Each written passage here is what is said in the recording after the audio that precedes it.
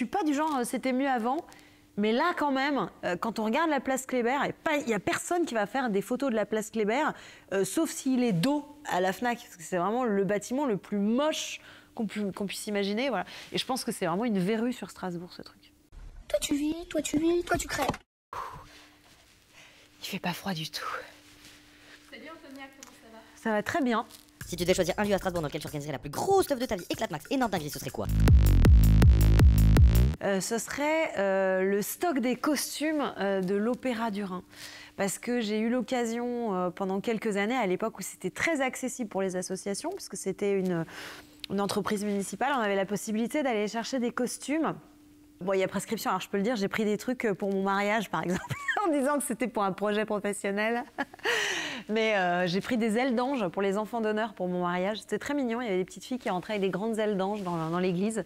Je ne suis pas du tout croyante, hein, mais je trouvais ça joli. Mais c'est surtout, c'est génial, qu'il y a plus de 60 000 costumes suspendus sur des cintres, c'est sublime. Et je me dis, tu fais une fête là-dedans, t'as tous tes potes qui sont déguisés, ils prennent tout ce qu'ils veulent. Enfin, vraiment, c'est un endroit fabuleux. Voilà. Mais je reviendrai, donc faut pas qu'on abîme les costumes.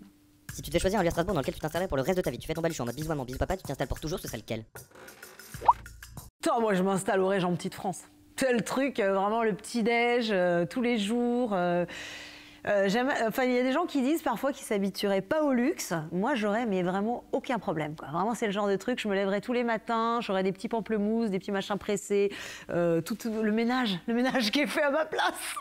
Moi, j'aimerais bien vivre un peu comme ça, dans un palace pendant plusieurs mois, comme les rockers des années 60-70, les Bob Dylan, etc. Moi, j'adore ça, cette idée qu'on vive à l'hôtel, connaître le nom du personnel qui vient tirer les rideaux de ma chambre le soir pour pas que je l'aie à le faire moi-même. Non, mais j'adorerais. Si tu devais choisir un lieu à Strasbourg que tu raserais entièrement, genre finito, pipo, c'est ciao, ça dégage, ce serait quoi? Alors, si je devais raser un lieu à Strasbourg, ce serait la Fnac.